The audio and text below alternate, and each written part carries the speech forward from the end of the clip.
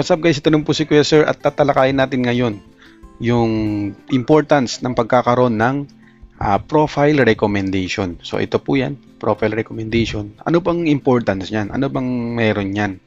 So discuss natin ngayon sa video na ito. So yun nga guys, no, meron ba kayo niyan, no? Profile recommendation or page recommendation. So meron po yan sa page din. At yan po ang nagpapatunay kung ang ating contents, mga reels, videos natin, mga photos, o kung ano mang pinopost natin ay recommendable ni Meta, no? So pero hindi naman po ibig sabihin na meron kang ganyan ay ligtas na ang iyong mga post, no? Dapat maging vigilant pa rin tayo at maging wary tayo sa mga pinopost natin or nilalagay natin sa ating profile kasi lahat po yan ay nare-record ni Meta. So in the future, tatamaan po tayo niyan at pwede pong tanggalin itong profile recommendation or page recommendation. So ang gawin natin yan para mapanatili natin yan ay we'll keep it clean, no? Gawin natin yung mga tama, no? Maglinisin natin yung ating account, double check natin yung ating mga ipinopost at tingnan natin, i-cross check natin sa ibang platform na ginagamit natin. Kunyari, meron tayong YouTube, meron tayong TikTok. So i-cross-check natin yung mga pinopost natin kung meron tayong kapareho na same na sinabi, same na kinuhang video, kinuhang picture, no? So para hindi tayo magkaroon ng problema in the future. So itong recommendations na to guys, ito po yan, no? So yan guys.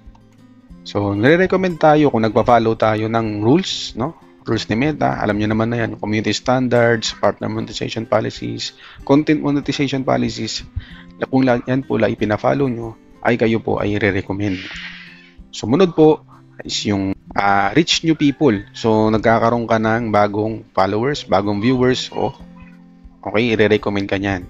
So kung quality yung content, bibigyan po kayo ng chance na ma-recommend ni Meta. Quality content, hindi ibig sabihin na quality content is HD, okay, hindi po. Ang quality content po is yung user friendly sa mga tao, no? Hindi po nakakasama, wala pong tinatapakang dignidad ng ibang tao. So yan, iwasan po natin guys pala yung clickbait, no? Yung mga clickbait na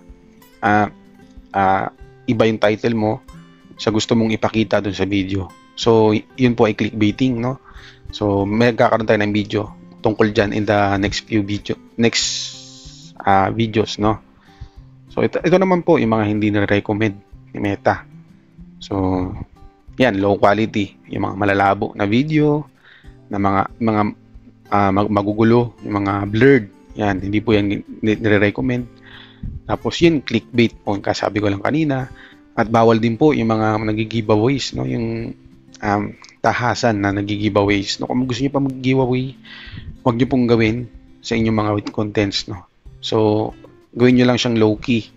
Okay, gawa kayo ng group or GC, doon na lang po, huwag niyo pong gawin sa content kasi mapa-flag po yan at tatanggalin yung inyong page recommendation. So yung ito pa, yung false or misleading information. So yung gumagawa po kayo ng content na hindi naman po totoo. Kumbaga sinabi nyo na lumilipad yung daga, yan, sample, lumilipad yung daga, hindi naman po totoo yun, di ba?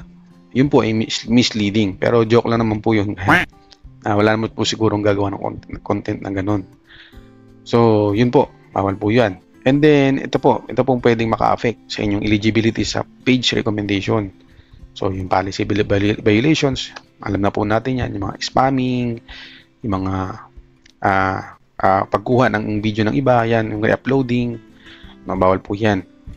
So yung details ng inyong profile, no?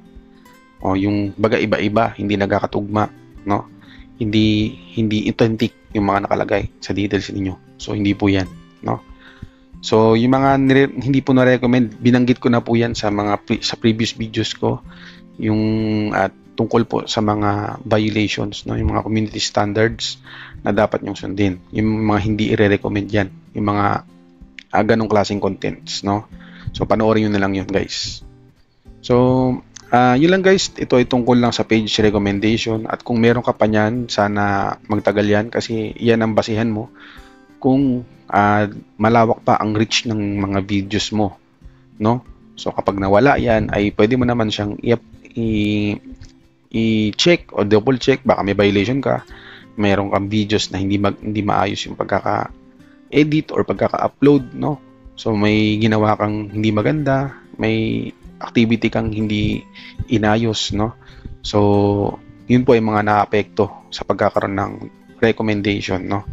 So yun lang guys. Kung may tanong ka pa tungkol dito, feel free na mag-comment, and then tumatanggap din ako ng question para sa ibang tanong tungkol sa Meta.